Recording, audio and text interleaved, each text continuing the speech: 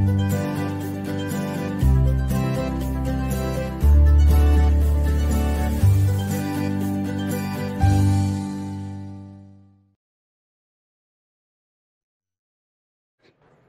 right, I'm Chris Avina with American Outdoor News. Today we're here with Hal Shaffer, the host of Drop Zone TV, and his new show, Renovation Hunters. Yes, sir. Man, thank you for having me here. It's an honor to be here. What a great publication. What a great way to be able to get the publication. And that's I drive long distances, like 20 plus hours at a time sometimes.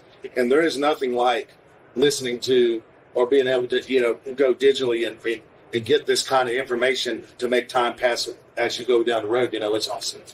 I think our goals are the same. We're looking to preserve our way of life, future generations. And everybody knows about Drop Zone. You've had that show for since 2009. Yeah. So, long time. So it's 14 years now. Actually, it'll be 14 years this year. So it's been a long time. And the great thing about it, Drop Zone, is I got to do it with one of my best friends in the world. I mean, he's basically my brother, Greg Zippadelli. Sure. He's a Hall of Fame crew chief. He will be in the Hall of Fame crew chief. One of the winningest crew chiefs of all time for NASCAR. Him and Tony Stewart are brothers, and naturally we've all become good friends. And, he still makes his living the hard way. But if it hadn't been for Drop Zone and Greg Zippadelli, this new venture never would have happened. Right? Yep. So Renovation Hunters was kind of born off of Drop Zone. We were at our hunting camp in Missouri, and it's a 100-year-old house. And needless to say, it needed some work. But, hunting camp was always just a place to lay your head down and, get up, eat a meal, and, go hunting. It never had to be nice. But the truth of the matter is, guys, we need to make these places a little more relevant for the whole family, right? So we said, man, it'd be such a great idea if we could renovate this. So I had an idea, and Crescent Tools has been longtime partners at Drop Zone. And so I talked to Crescent and said, what if we renovated this place on the show? And they were like, oh my gosh, that'd be a great idea and everything. So we come up with a plan, and we renovated the Missouri hunting camp, and then we called it Pimp My Deer Camp.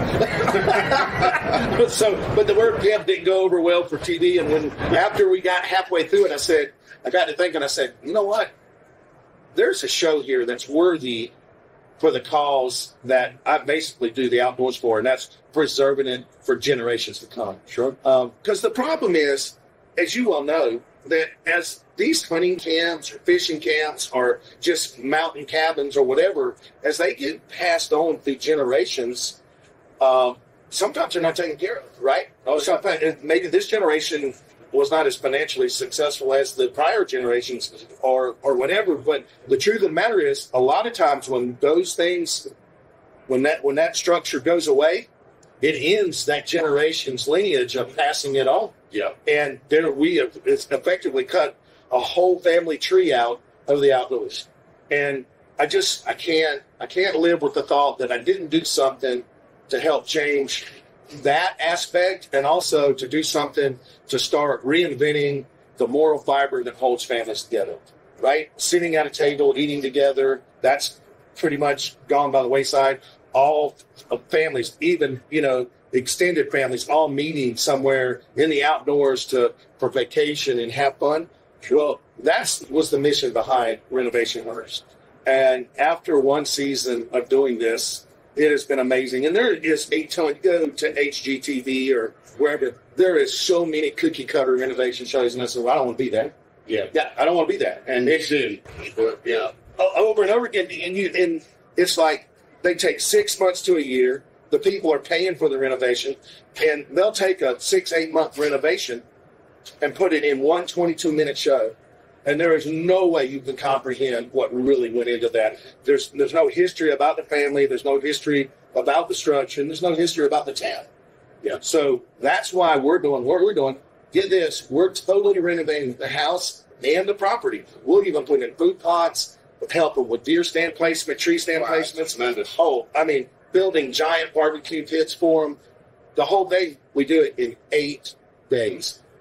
from day 1 to day 2. Wow. And on top of that, and during that 8 days, we're going to make 3 episodes so everybody sees the real story, the story of the town. Our theme song is by Matt Tucker, and this song's released, and it's called Tiny Towns.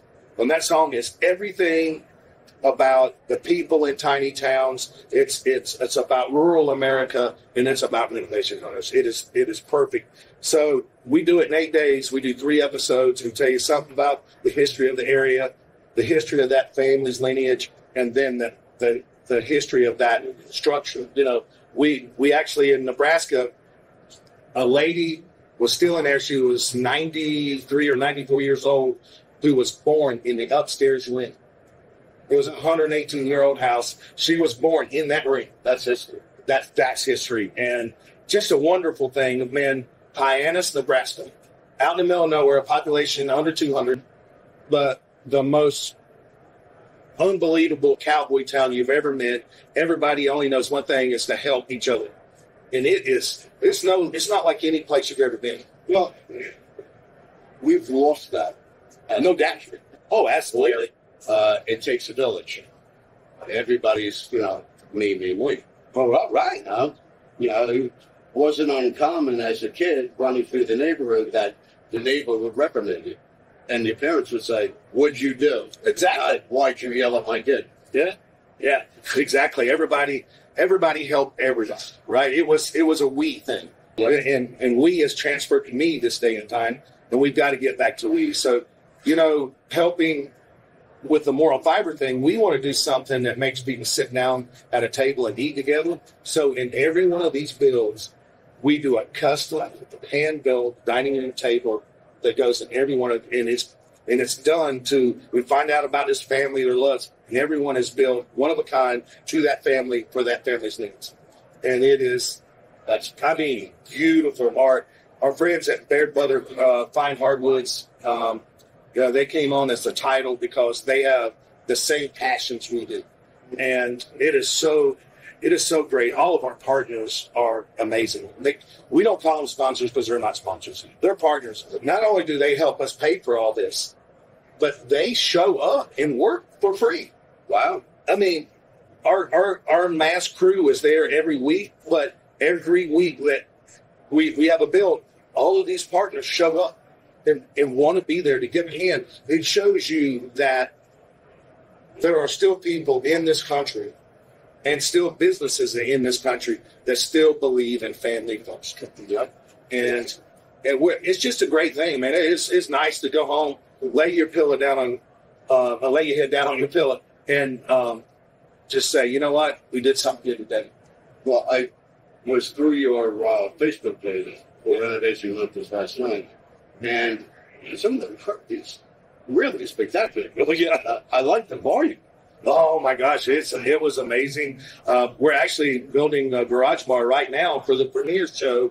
We're doing a big premiere for all of our partners. We're going to do red carpet, the whole thing. We're building a big garage bar for them. But yeah, I mean, we built in Nebraska, we took an old metal building that turned it into a beautiful speakeasy. So not only did we do the house, we did the metal building and all this, and they ain't come with us still. No, ain't none of those. We ain't got none of those. ATF, stay at home. We don't have any. And every family that we have revealed, men and women have had tears just running out of their eyes. And you look over, we had one in Virginia, and when all this came down and the things that came out of their mouth was talking about how this reminded them how special their family was and how much they miss all their extended family. Yeah. They sat there and said that. I turned to Kevin Tarkovich, who is our superintendent and my cohort on the show, and I looked at him and said, you know what, we could never do another one. Mission complete. Yeah. Well, I know from experience, hunting camp is, it's the place where you throw your pillow down, you're out in the morning. Not the greatest or female-friendly place. Yeah, exactly. But it was ours. We liked it. A renovation brings the family into it, makes them feel at home, more comfortable, and it's not, Hey, guys, think about it. Think about this. Going hunting all these times, and your wife's talking about, you're going hunting again? you're going hunting again, give her a nice plate of dough. Nice place to go, and a really beautiful place to eat. You get to go way more often. She could come with you. Yeah, exactly. Go out hunting and maybe have a meal when you get back. Yeah. Built-in biscuit maker in this camp. No, it is, and the great thing about it is when you get both of the heads of the family involved and loving and part of the heritage, then it's a sure thing that is passing down through those kids. Absolutely. Now, absolutely. Now let's take a giant step back. You started with Carolina Outdoors. Woo! Yes, sir. Actually, if you want to take a little further step back into the 90s, there was Carolina Outdoors Radio Network. That's right. That's how I was born into Carolina Outdoors. It was so funny. I had I guess I wanted to was going through a lot of changes in life, and my whole family thing got restructured with a divorce. And I I've been in the car business for a long time, and running a dealership, and said, I got through this. I want to do something that I love, that I have my passion. Mm-hmm. And one of the local owners of a radio station, small radio station in Rockville, South Carolina, Manny Kimmel, come to me and said, you really ought to do a radio show. What would you do one about if you wanted to? If we put one around you, what would you do? I said, I'd do it about the outdoors, because that was my love. Right? And so Carolina Outdoors Radio was born. Well, next thing you know, you hear another radio owner that owns some radio stations down in lower South Carolina and over into Georgia was driving through and heard the radio show. He calls me up and says, hey, would you drive down there and do a radio show here on a different night? I said, why don't we, is there not a way we can do it on the same night? So I did some investigating called Clear Channel. Sure. We put it up on Clear Channel. Everybody got their own code. And next thing you know, Carolina Outdoors Radio Network is born. And it was really cool. So like all the fishing reports, I had different guides and charters that would call and give us a fishing report so everybody could listen and hear what was running on the fishing stuff. We did the same thing with hunting. And so one of the guys down in Charleston called me up and he goes, hey, there's rumors you're going to start a TV show, Carolina Outdoors. I said, yes, sir, it's going to happen. He goes, well, I got one of your biggest fans that listens to your radio show, wants to be on your first TV show. And I said, okay, who is it? He goes, well, it's Dan Marino. And I'm like, what? He goes, yeah, Dan Marino comes fishing with me every year. He listens to your radio broadcast when he's here.